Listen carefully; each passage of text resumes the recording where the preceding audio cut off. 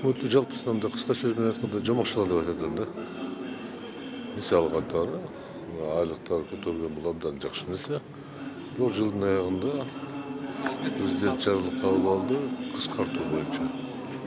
Демек 3-4 ай чоңураак айлык алып, анан кыскартуу болуп аткан бул бираз тескери болуп калды да. Мен түшүнүгүм боюнча башында оптимизация кылып кыскартууга барып, калган кызматкерлерди айлык көтөргөндө аябай жакшы болот. Мен пикирим боюнча бул жерде ката кетип атат. Экинчиден, көптөгөн пландаштырылган, айтылган нерселер ишке ашпады. Мына кечээ биз өткөн окуядан кийин үйлөрдү куруу маселе карадык. Ойлогондой болбой атат. Тез кылып турган болбой атат. Ошондон маселе көбүрөөк калды деп айтат элем да. Кээ бир учурда бир гана чоң оору бар. Бүтпөгөн иште бүтөбүз деп мактап коет, бүткөн иште бүттүк деп коет. Кийин текшергенде чала болуп калат да. Менин пикирим боюнча эң жаманы ушул. Бүткөндөн кийин мактансак абдан жакшы болот эле. Өкмөттүн ишин кандай баалайсыз быйылкы?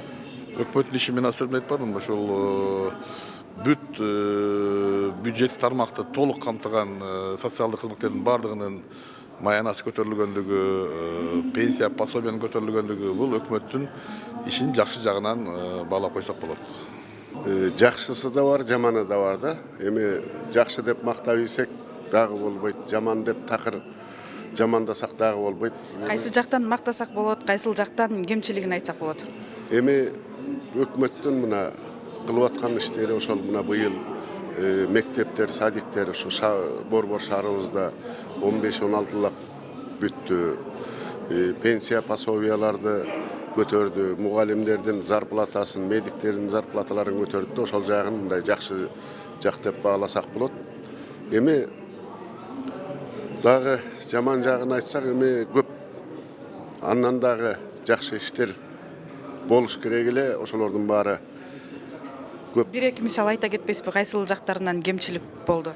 Эми мына көп ошол министрликтерде баягы жетишпегендик болуп атат да.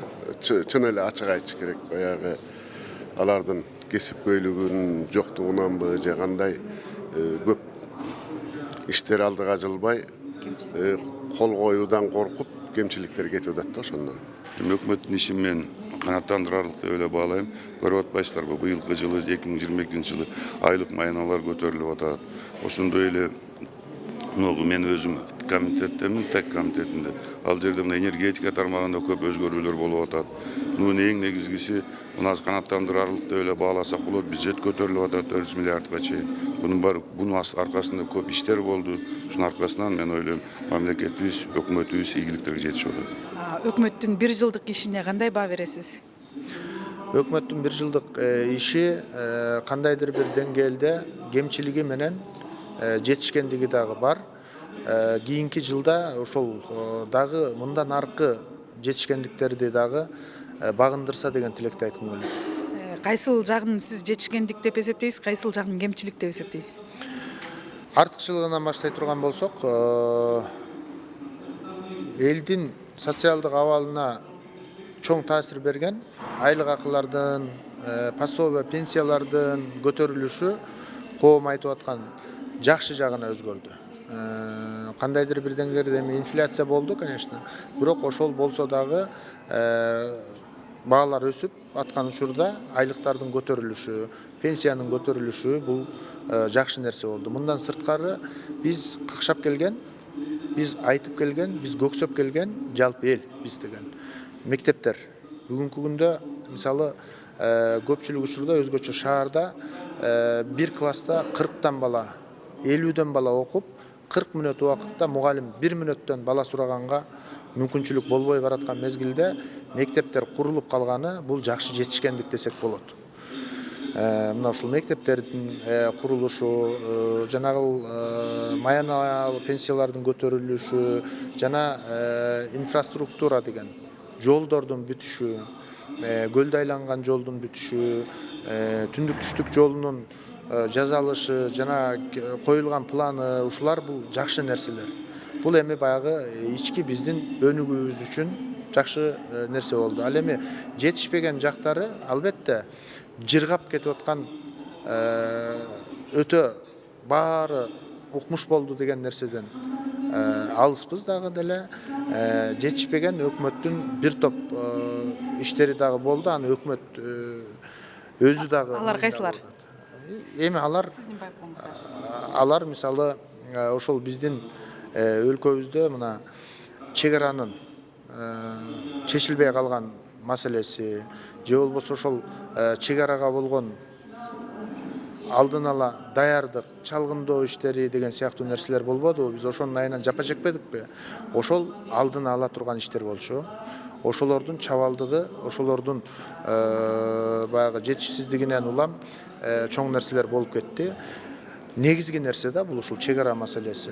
Эми андан сырткаркы маселелер бул биздин өзүбүздүн жашообузда, турмушубузда болуп аткан эле жазалбай калган, мисалы кечиктирилген учурлар бул бар. Аны министрлер кабинетинин төрагасы өзү дагы мойнуна алып атат.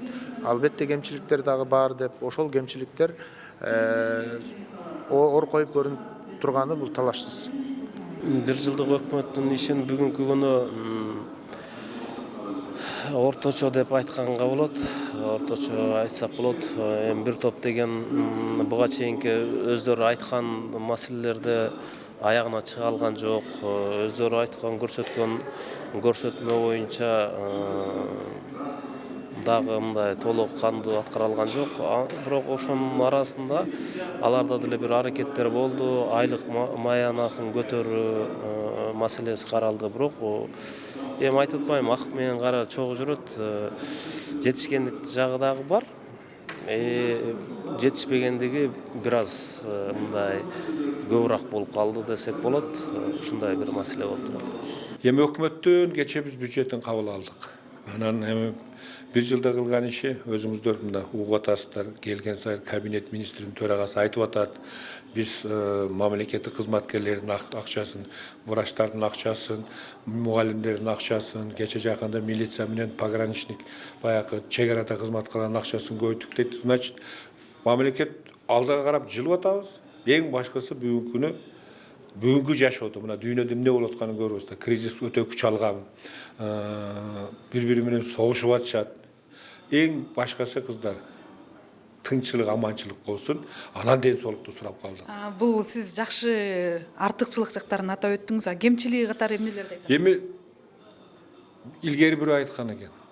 Бирөөнү келип текшерип, урушсанан текшерүүчү бар бул жумуш жасабаптыр деп барыптыр да. Анан барып эркек айтып, жумуш жасабады деген жетекчи барып, ошо министрге барып айтыптыр да, болгон окуяны айтып берейин. Мен ушу жумуштарды жасадым эле. Муну текшерүүчү келип, ошол борбордук аппараттан келип, мени жумуш жасабады деп мени критикалап кетти деп, өзүнүн жасаган жумуштарын айтса, ошол жерде министр айткан экен, айнанайын. Ким жумуш жасабаса, онун кемчилиги болбойт. Жумуш жасаса сөзсүз түрдө кемчилик болот деп.